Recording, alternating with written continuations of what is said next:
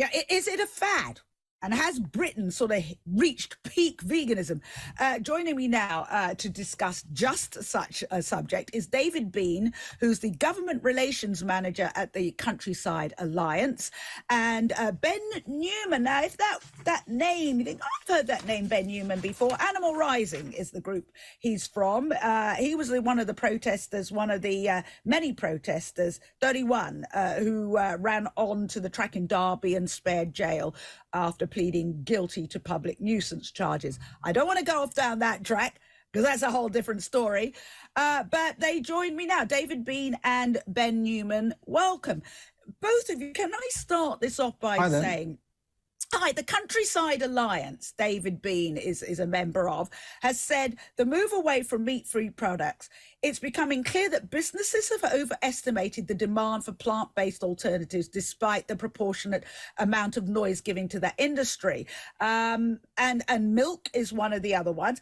Ben, we've heard from people on the other side. Beyond Meat boss Ethan Brown has blamed interest groups who highlight the ultra-processed nature of these firms' food for the ongoing dip in sales. He told investors this change in perception is not without encouragement from interest groups who succeeded in seeding doubt and fear around the ingredients and process used to create our and other plant-based meats.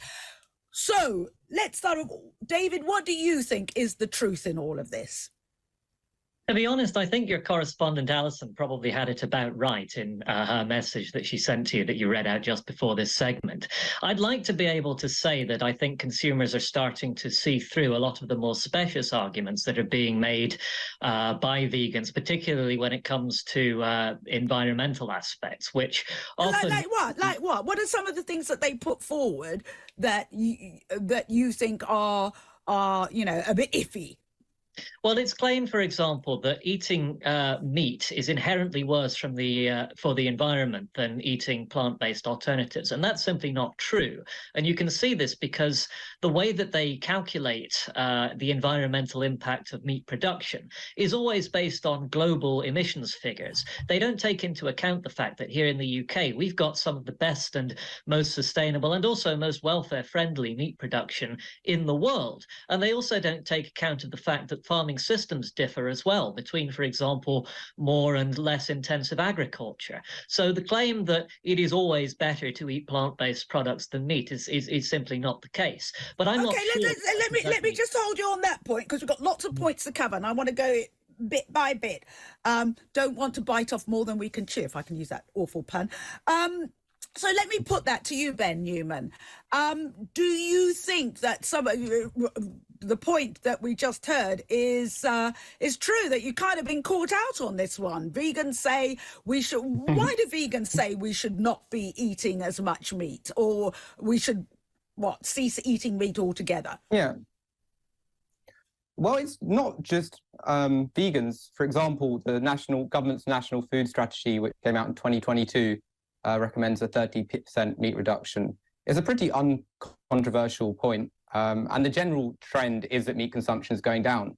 I just had a look just before coming on here. It dropped 17% apparently between 2008 and 2019, and pork chop sales have gone down 20% in the last 3 months compared to the previous 3 months. So there's an overall trend. Universities are passing motions to have meat-free plant-based campuses. Councils are doing the same at council events. There is an overall trend. And whether or not Beyond, who cares about Beyond Meat or whatever any of these other companies are? The overall trend is meat consumption is coming down. Yeah. So is that? Are you saying is that a good thing? I mean, if more of us went vegetarian, do you think it would be better for who? The planet, animals, who, what? Yeah. Well, I think there's for example, majority of the public are against factory farming. They hate it, and that's how most animals are farmed. Number two, we are in a climate emergency. This is happening. And one of two of the big industries, fossil fuels, number one, and number two, which may be even worse when you start thinking about land use, is animal farming. So these two things just need to come down ASAP. Okay, so let me put that to you, David. Well, I agree with a lot of what Ben said there. I don't actually have a problem with the idea of meat consumption rates going down. I would actually be quite happy to see people eat less, better meat. And that does mean eating less factory farmed meat and eating more meat that comes from the more sustainable production methods that are exceedingly important to regenerative agriculture, which is when you have farming that actually improves biodiversity. But that's where I don't agree with him is that it's positive to see things like university students associations passing motions imposing meat-free diets on the customers of some of their venues. I don't think that's right. I think it would be far better for them to concentrate on better sourcing of meat and getting meat that is produced to those higher standards. So what's wrong? So let me come back to you, Ben. What's wrong with that? Well, they're two. So the sad thing is factory farming is actually is better environmentally, but it's like horrendous for animals. But grazed, what people think of as better meat, for example, like grass grazed beef, is absolutely terrible for the planet for the main reason. So hang on. So you're saying for the planet, you're saying factory farming is kinder to the planet, but not to the animals. It's less land intensive. So it's so people often equate like grazed animals because they live a better life as being like better for the environment, but that's just not true because they use so much land, and that land is usually deforested. 90% of Amazon deforestation is for either grazing animals or for growing soya to feed to animals. So it's that land use is the big problem, and that's why grazing when it comes to the environment. Okay, so you're talking about growing soya, just not for the animals. Surely soya, and which is the basis of many a vegan diet, I'd say, probably one of the biggest bases, is causing detriment to the planet? Yes. So 90% of soya, a lot of 90% here, but 90% of soya is used and fed to animals. So it's only about 6% of soya, sorry to throw numbers at you, 6% of soya is eaten directly by humans. Most of it's for animal feed. So it's a bit of one of the confusing ambiguities, which is often like exploited a bit misleadingly in arguments. Yeah, because you hear that. Let me come back to you, David. Are you surprised that fewer people are eating vegan products, as I just said, like Beyond Meat being one of them? Are you surprised by that? Do you think that veganism is by and large a bit of a fad? Well, I would like, first of all, to come back to what Ben said there, because I think it's not quite true to say that land intensivity is really the only thing that determines the impact, the environmental impact of food production on the planet. Once again, he's referring to the Amazon rainforest. Well, I'm talking primarily about UK-based meat production and about the sector that we have in this country. The Amazon rainforest, it won't surprise anyone to know, is not in the UK. And here, actually, the amount of land that it takes to produce food isn't the only factor.